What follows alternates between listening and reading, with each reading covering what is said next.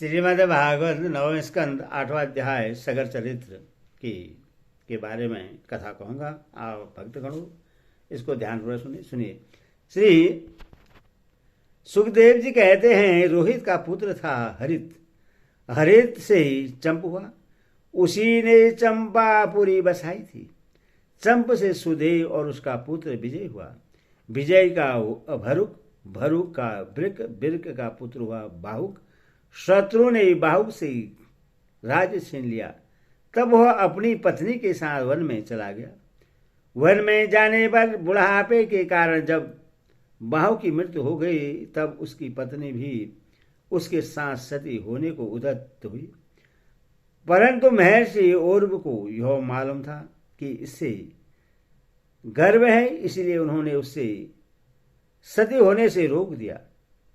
जब उसकी सौतों को यह बात मालूम हुई तो उन्होंने उसे भोजन के साथ गर्भ विष दे दिया, परंतु गर्भ पर उस विष का कोई प्रभाव नहीं पड़ा, बल्कि उस विष को लिए हुए ही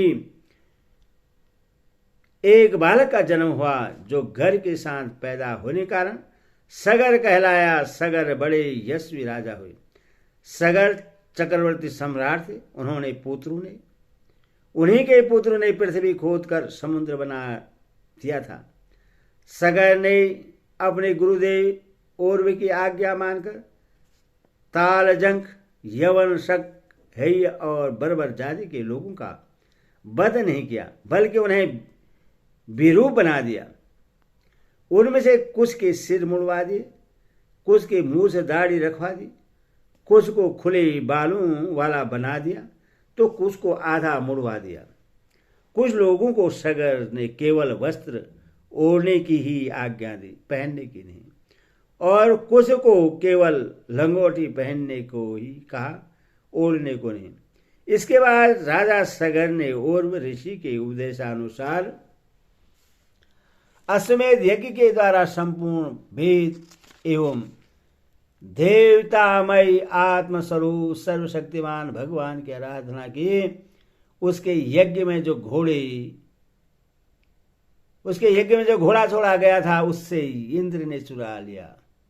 उस समय महारानी सुमति के गर्भ से उत्पन्न सगर के पुत्र ने अपने पिता के आज्ञा अनुसार घोड़े के लिए सारी पृथ्वी छान डाली। जब उन्हें कहीं घोड़ा न मिला, तब उन्होंने बड़े घमंड से सब ओर से पृथ्वी को खोद डाला। खोदते खोदते उन्हें पूर्व और उत्तर के कोने पर कपिल मुनि के पास अपने घोड़ा दिखाई दिया। घोड़े को देखकर वे 60,000 राजकुमार शस्त्र उठाकर यह कहते हुए उनकी ओर दौड़ पड़े कि यह हमारे घोड़े को चुराने वाला चोर है, देखो तो सही, इसने इस समय कैसे आंखें मूत रखी हैं। यह पापी है, इसको मार डालो, मार डालो। उसी समय कपिल मुनि ने अपनी पलकें खोली। इंद्र ने राजकुमारों की बुद्धि हर ली थी। इसी से उन्होंने कपिल मुनि जैसे महापुरुषों का तिरस्कार किया। उस तिरस्कार के फलस्वरूप उनके शरीर में ही आग जल उठी, जिसे क्षण भर में ही वे सब के सब जलकर खाक हो गए। परिचित सगर के लड़के कपिल मुनि के क्रोध से जल गए। सगर के लड़के कपिल मुनि के क्रोध से जल गए, ऐसा कहना उचित नहीं है। वे तो शुद्ध सत्व गुण के परम आश्रय हैं। उनका शरीर तो जगत को पवित्र करता रहता है। उनमें भला क्रोध रूप तमो गुण की संभावना कैसे की जा सकती है? भला कहीं पृथ्वी की धूल का भी आकाश से संबंध होता है? यह संसार सागर एवं मृत्युमय पथ है, इसके पार जाना अत्यंत कठिन है। परंतु कपिल मुनि ने इस जगत में सांख्य शास्त्र की एक ऐसी दृढ़ नाव बना दी है, जिससे मुक्ति की इच्छा रखने वाला कोई भी व्यक्ति उस समुद्र के पार जा सकता है। वे केवल परम ज्ञानी ही नहीं, स्वयं परमात्मा हैं। उनमें भला यह शत्रु है और यह मित्र, इस प्रकार की भेद बुद्धि कैसे हो सकती है? सगर की दूसरी पत्नी का नाम था केसनी। उसके गर्भ से उन्हें असमजस नाम का पुत्र हुआ था। असमजस के पुत्र का नाम था असुमान। वह अपने दादा सगर की आज्ञाओं का पालन तथा उन्हीं की सेवा में लगा रहता। असमजस पहले जन्म में योगी थे। संग के कारण वे योग से विचलित हो गए थे, परंतु अभी उन्हें अपने पूर्व जन्म का स्मरण बना हुआ था। इसीलिए वे ऐसे काम क्या करते थे जिनसे भाई बंधु उन्हें पीड़ न समझे। वे कभी कभी तो अत्यंत निदित कर्म कर बैठते और अपने को पागल सा दिखलाते, यहाँ तक कि खेलते हुए बच्चों को सरयू में डाल देते।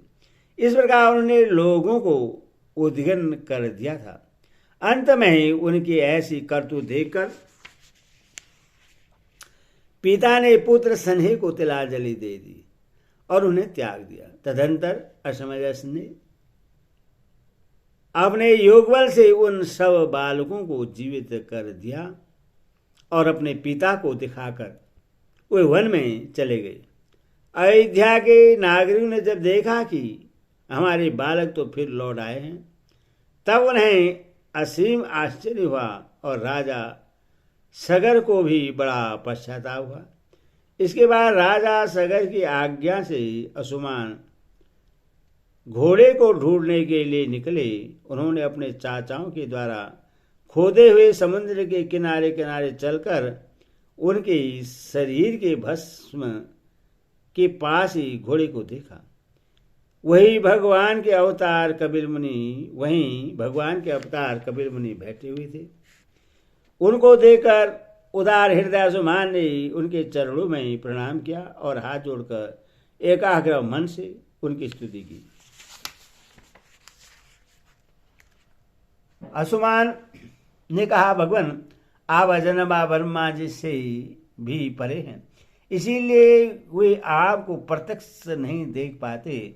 देखने की तो बात तो अलग रही, वे समाधि करते करते युक्ति लड़ते लड़ते हार गए, किंतु आज तक आपको समझ भी नहीं पाए। हम लोग तो उनके मन, शरीर और बुद्धि से होने वाली सृष्टि के द्वारा बने हुए अज्ञानी जीव हैं, तब भला हम आपको कैसे समझ सकते हैं। संसार के शरीरधारी सत्वगुण, रजोगुण या तमोगुण प्रधान हैं। वे जागृत और स्वप्न अवस्थाओं में केवल गुणमयी पदार्थों, विषयों को और सुषुप्त अवस्था में केवल अज्ञान ही अज्ञान देखते हैं। इसका कारण यह है कि आपकी माया से मोहित हो रहे हैं। वे बहिर्मुख होने के कारण बाहर की वस्तु को तो देखते हैं, पर अपने ही हृदय में स्थित आपको नहीं देख पाते। आप एक रस, ज्ञान धन और सनंदन अथा आदि मुनि, जो आत्मस्वरूप के अनुभव से माया के गुणों के द्वारा होने वाले भेदभाव को और उसके कारण अज्ञान को नष्ट कर चुके हैं, आपका निरंतर चिंतन करते रहते हैं। माया के गुणों में ही भूला हुआ मैं मूढ़ किस प्रकार आपका चिंतन करूं। माया उसके गुण और गुणों के कारण होने वाले कर्म एवं कर्म के संस्कार से बना हुआ लिंग शरीर आप में है ही नहीं। न तो आपका नाम है और न तो रूप है। आप में न कार्य है और न तो कारण। आप सनातन आत्मा हैं। ज्ञान का उपदेश करने के लिए ही आपने यह शरीर धारण कर रखा है। हम आपको नमस्कार करते हैं प्रभु। यह संसार आपकी माया की करामात है। इसको सत्य समझकर काम, लोभ, ईर्ष्या और मोह से लोगों का चित्त शरीर तथा घर आदि में भटकने लगता है। लोग इसी के चक्कर में फंस जाते हैं।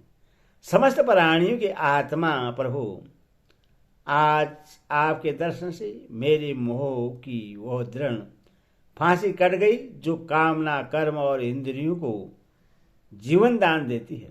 श्री सुखदेव जी कहते हैं, परिषद, जब असुमान ने भगवान कपिल मुनि के प्रभाव का इस प्रकार गान किया, तब उन्होंने मन ही मन असुमान पर बड़ा अनुग्रह किया और कहा, श्री भगवान ने कहा, बेटा यह घोड़ा तुम्हारे पितामह का यज्ञ पशु है, इसे तुम ले जाओ। तुम्हारे जली हुई चाचाओं का उद्धार केवल गंगा जल से होगा और कोई उपाय नहीं है। असुमान ने बड़ी नम्रता से उन्हें प्रश्न करके उनकी परिक्रमा की और वे घोड़े को ले आए। सगर ने उस यज्ञ पशु के द्वारा यज्ञ की शेष क्रिया समाप्त की। तब राजा सगर ने असुमान को राज्य का भार सौंप दिया और वे स्वयं विषयों से निष्वत्स एवं बंधन मुक्त हो गए।